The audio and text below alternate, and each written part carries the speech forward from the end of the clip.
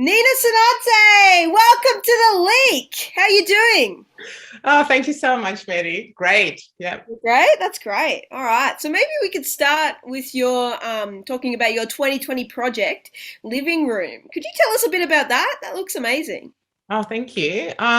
So quite soon after the first lockdown, 2020, I sort of felt like I had to change my mediums and do things differently and connect with community of artists and do something that would inspire others and myself through this sort of sense of connection. And it had to be based in a house as we were all locked up. Yeah. So I reached out to friends, but also I think this idea of the living room sort of came to me earlier when I was sort of through conversations and observations and finding out the jobs that artists do behind the scenes. And so the series it's currently it's an ongoing series. I already made 18 films. Oh, So it started 2020, volume one had 10 films, and now it has, this year, I produced 8 films and hopefully more next year. Because it's sort of become an anthology of these lives of amazing artists we have in Melbourne at the moment, maybe broader later.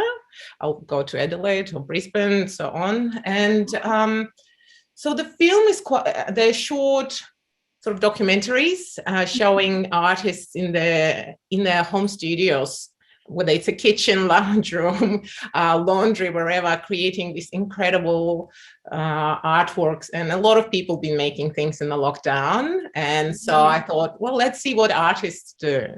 And then in the contrast, the film also shows where artists work at the same time. So every film finishes with like a minute or two going to see their day jobs. And it's quite fascinating what they are, ranging from anything from economists to chemists to cleaners to, coffee makers or the welders or anything. And I thought that was kind of overlooked. And a lot of people, they see the facade of the artist, the exhibition, the artworks they produce, but what does it take to make it? And so it's quite an intimate portrait of each artist in their house, with their material, with their books, with their inspirations, with their craft, how they make it, and then where do they work, how they survive. That's amazing. Oh Yeah. my gosh. And is this project like is it different from anything else you've ever done? Yeah, Yeah. it really is. I sort of changed from major sculpture installations and sort of performances and Yeah. sort of public art and things like that to making films. In the lockdown, I basically picked up my mobile phone and so produced everything, just little films on the mobile phone, which was pretty nice quality.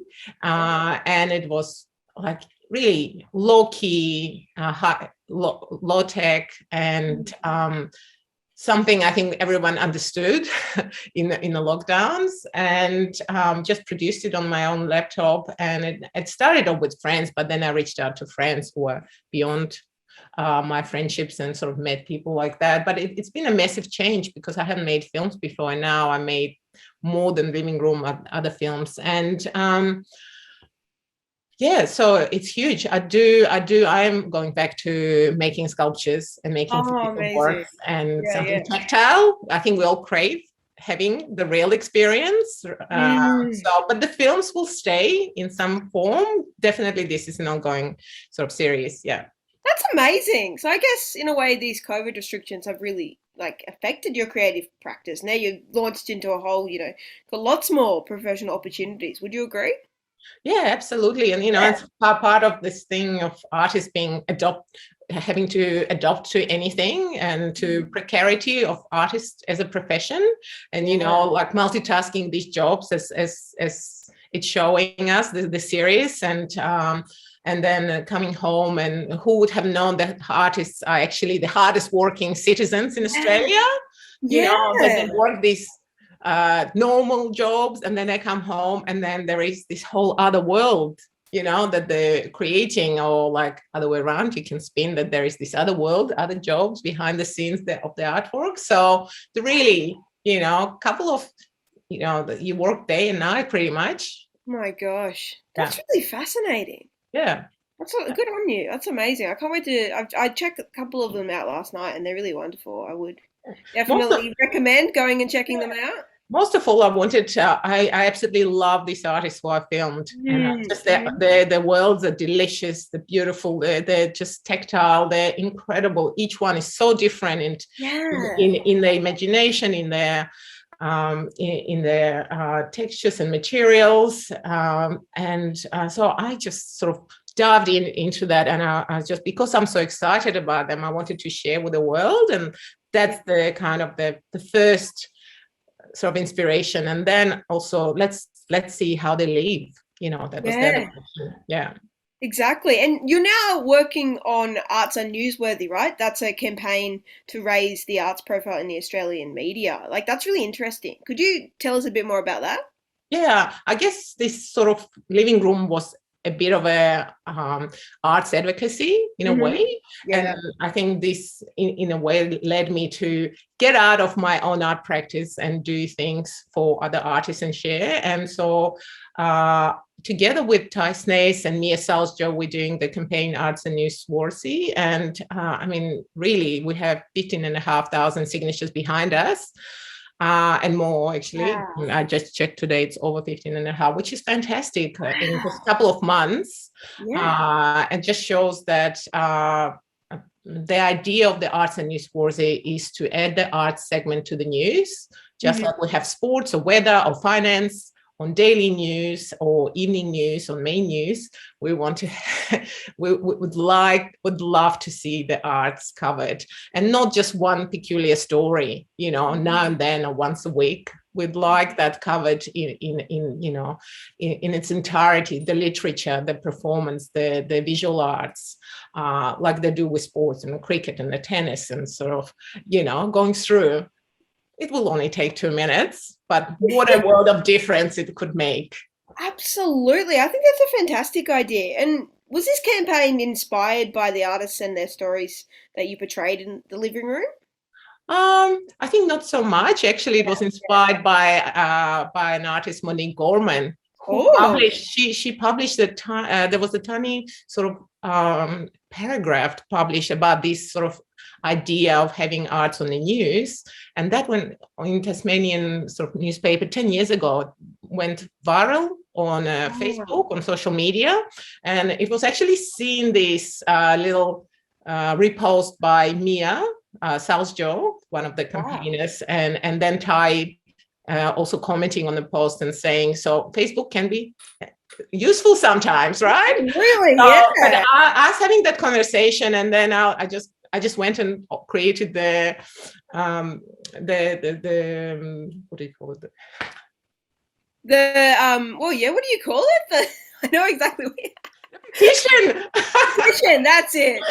That was the easiest thing to do, the petition. Yeah. But then it was like, oh my God, there's like the flood of work that actually you have to produce, when you do the campaign. And so it was inspired by Monique Gorman, and it was, we really got, Ty and me and I, we got so excited about it because we just thought, what that's a no-brainer. Actually, many European countries have arts on their news as a regular feature. The little country I come from in Georgia, even they have arts on the news as a given. Why don't we have it here?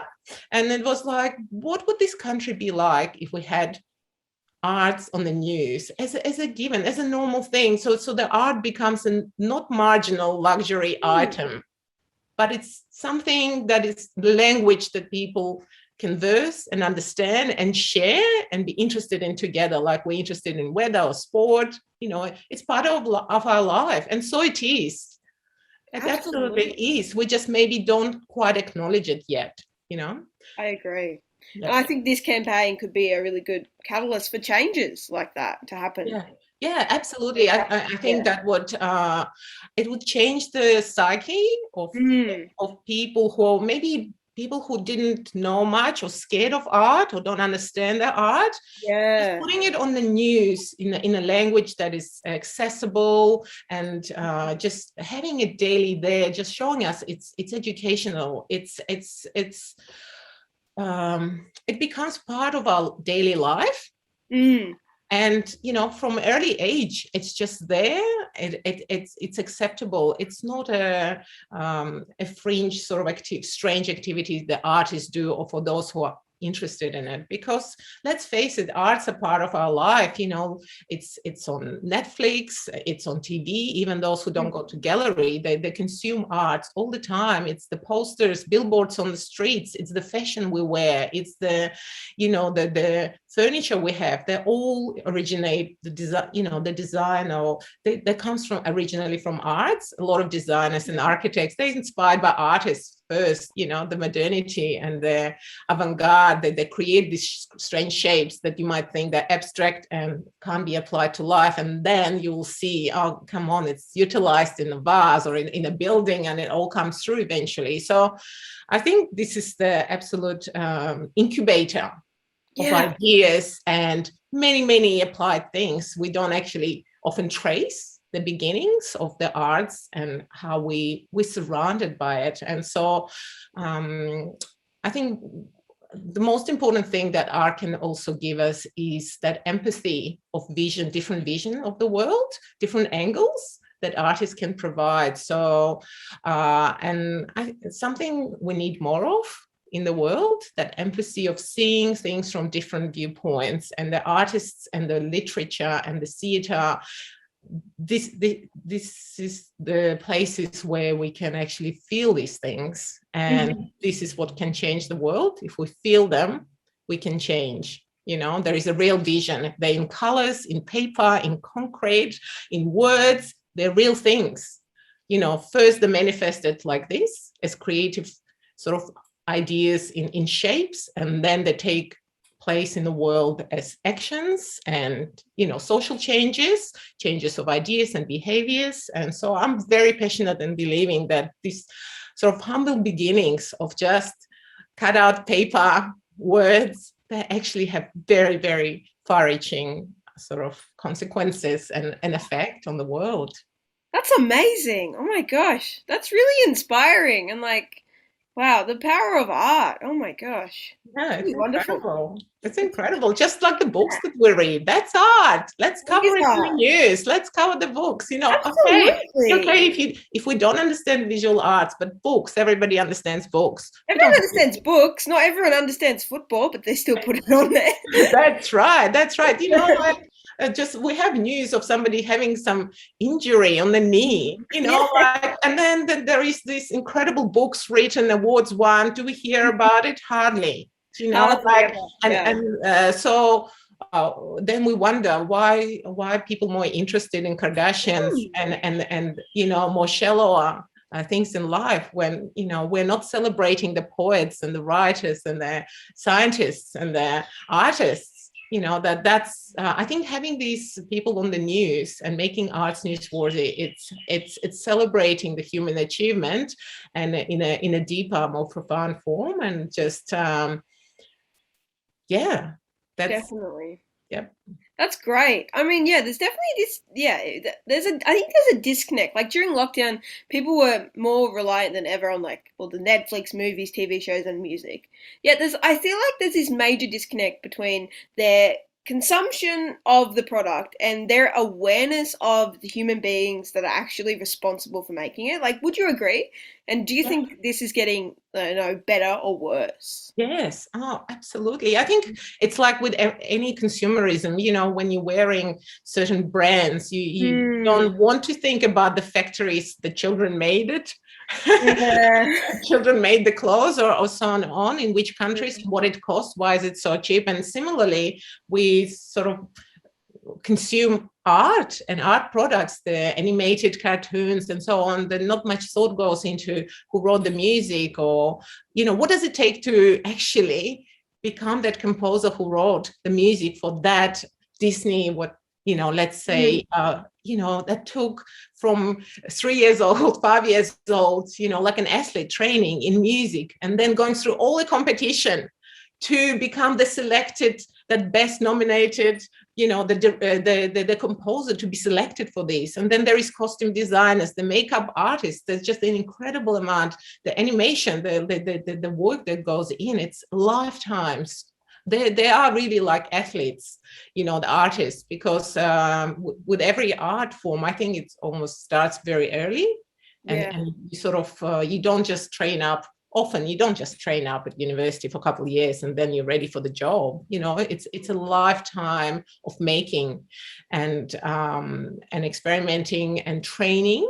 And then to get to the level when something is seen on TV, this has taken incredible amount of dedication and lifetimes, maybe generations often, to create this. And so I think celebration and appreciation is so needed here. Absolutely. Yeah, I think putting arts on the news would do a fair bit for creating that recognition, but an awareness and understanding and just better appreciation. I think it's not just for the artists, actually, good for the artists, the art on the news. It's just good for everyone to be versed and comfortable with arts and just making it part of our sort of daily vocabulary.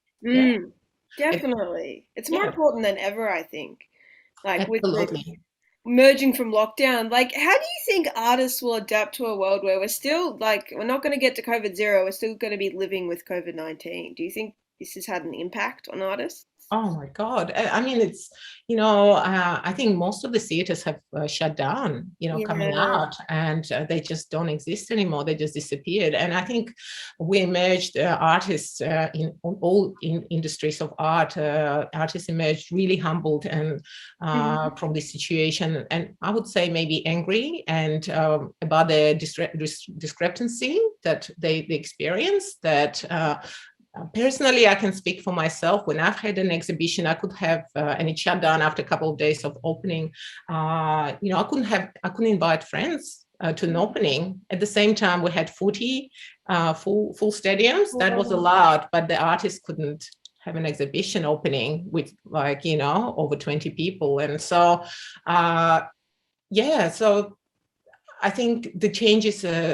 The understanding and appreciation and the rules are very different. I think the arts really, really suffered. And so the conversation we need to take on is about respect for the art and the lack of thereof. And there needs to be a broad evaluation of what the art means to the nation and to work towards ensuring that the respect is built up with full acknowledgement and contribution to society. And this, maybe the campaign for arts and newsworthy, having the news, art news daily would help that. Yeah. Definitely. Yeah. I mean, yeah, it's no secret that the current government isn't exactly arts friendly. With like all the public funding drying up, like, do you see any viable alternatives for people to get their art funded, Yeah, well, it got ever so more precarious. It was always precarious for artists, and it's much more so. The opportunities absolutely fizzled out, disappeared. When there would have been some opportunities for 10 exhibitions for artist run space, for example. Now, for example, a known place where all artists like to apply to, they would have 10 exhibitions a year. Now they have 2, for example. So it's due to funding, due to COVID shifting. I mean, even a lot of spaces even simply closed down. I think artists need to absolutely reinvent themselves, start from scratch again, and it got much more precarious. They need more jobs, rely on more other jobs, whereas before you could sort of supplement and do half.